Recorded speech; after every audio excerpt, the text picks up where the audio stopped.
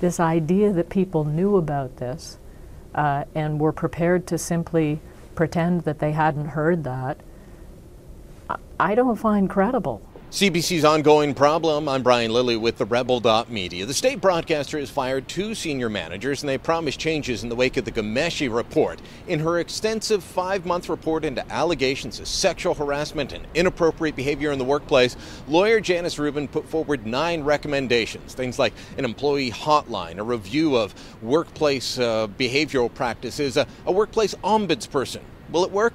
I don't know. What I do know is that the culture of any organization starts at the top, and at the top of CBC is Hubert Lacroix, the president, who told staff and media on a teleconference call that this was all a very painful process. We received this report with humility and in the constructive spirit in which it was intended.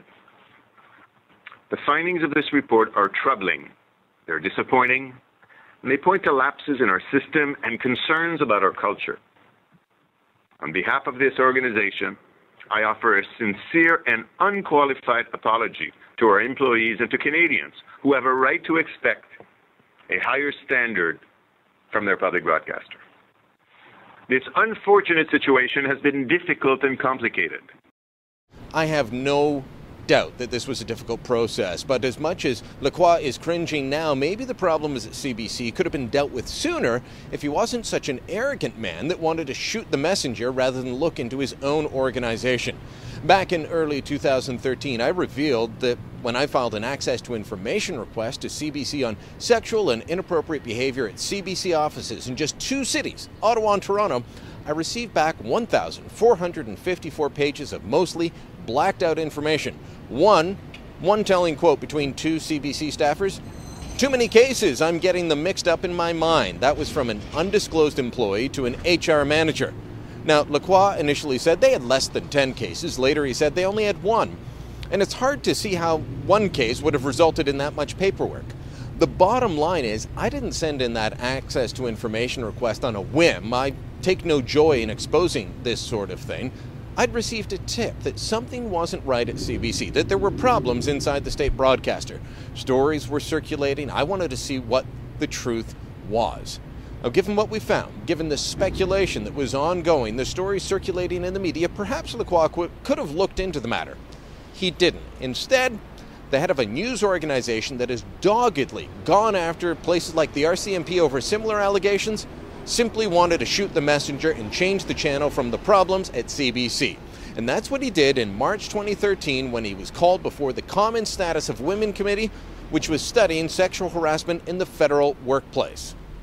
Québécois Media based its story on an access for information request which it made and which asked for, and I quote, copies of all documents, including emails, complaints, memos, internal reports, etc., regarding reports of harassment or inappropriate behavior involving CBC employees since January 1, 2010, limited to Toronto and Ottawa.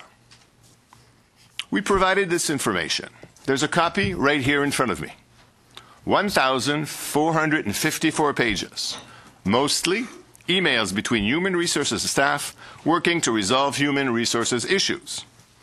Most of those details are blacked out because they are personal information. That's the law.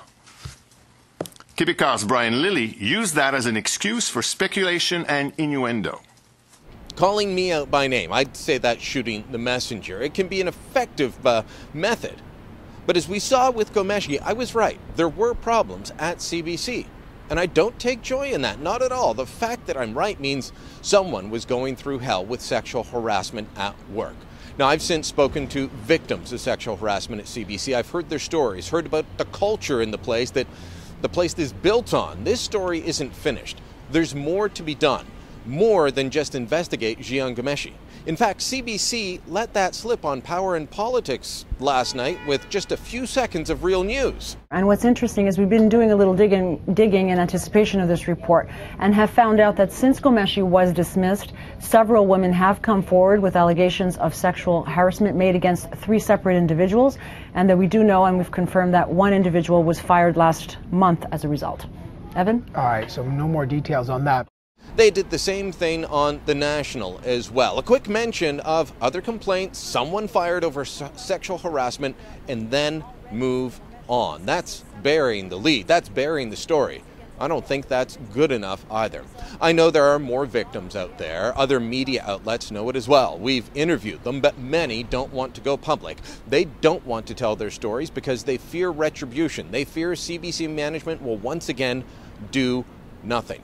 Well, if they stop at this report into Ghomeshi, if they don't dig into other cases, that is in effect what they will be doing.